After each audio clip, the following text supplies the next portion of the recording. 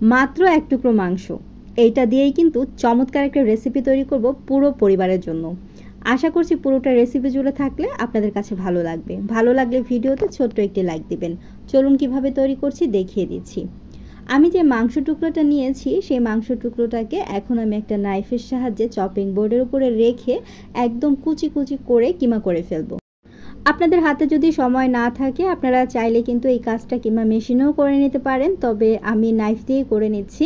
তো কিমাটা আমার তৈরি করা হয়ে গেছে। এখন একটা ফ্রাই প্যানের মধ্যে আমি কিমাটা নিয়ে নিচ্ছি।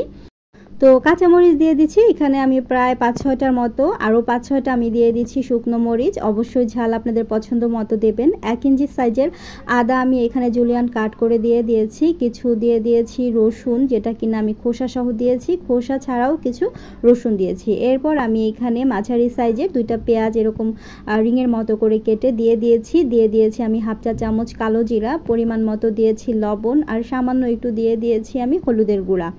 এরপর এর মধ্যে আমি দিয়ে দিচ্ছি প্রায় 1.5 টেবিল চামচের মতো সরিষার তেল। এখন সব কিছু একসাথে মিশিয়ে ভালোভাবে আমি চুলায় বসিয়ে দেব। চুলার জালটা আমি অন করে দিয়েছি। একটা স্প্যাচুলার সাহায্যে ভালোভাবে সব কিছু একটু মিশ্রণ করে নেব। এরপর আমি খুব ভালোভাবে এই মিশ্রণটাকে একটু ভাজা ভাজা করে নেব। তো স্প্যাচুলা দিয়ে ভালোভাবে সব কিছু নেড়ে চেড়ে আমি একটা ঢাকনা দিয়ে ঢেকে প্রায় 7 থেকে 8 মিনিটের মতো চুলার আঁচটাকে মিডিয়াম টু লো হিটে রেখে জাল করে নেব।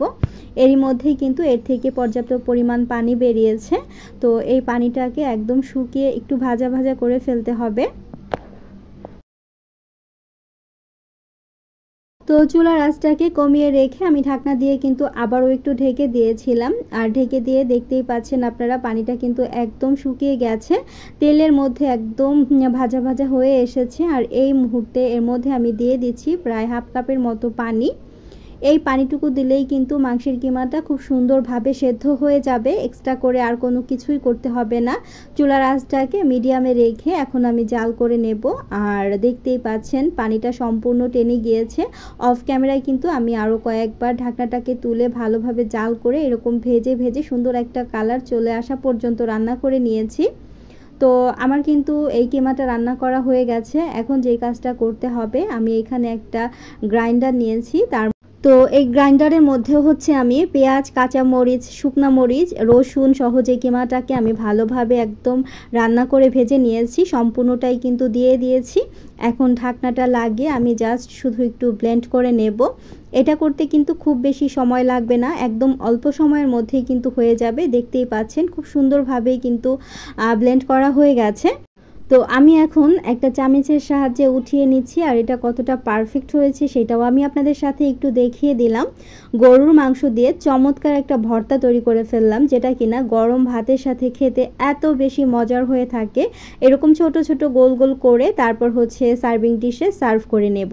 এভাবে করে গোলা গোলা তৈরি করলেই কিন্তু হয়ে যাবে আমার গরুর মাংসের ভর্তা, যেটা কিনা পরিবারের সবাই মিলে খুবই মজা করে খেয়ে নেওয়া যাবে। গরম গরম ভাতের সাথে এরকম একটা ছোট্ট বল নিয়ে যদি পরিবেশন করা যায় গরুর মাংসের ভর্তার, দেখবেন যে খাবারটা যেন অমৃত খাচ্ছেন, আর কোনো কিছুরই প্রয়োজন হবে না। যারা যারা তৈরি করে খেয়েছেন তারা তো এর টেস্ট সম্পর্কে জানেন, তবে যারা এখনও তৈরি করে খাননি তারা কিন্তু অবশ্যই আমার রেসিপিটি বাসায় বসে তৈরি করে তারপর আমাকে কমেন্ট করে জানাবেন। ভালো লাগলে অবশ্যই ভিডিওতে ছোট্ট একটি লাইক দিবেন। আজকের মতো বিদায় নিচ্ছি, আবারও দেখা হবে নতুন কোনো রেসিপিতে। ভালো থাকবেন সবাই। আল্লাহ হাফিজ। আসসালামু আলাইকুম।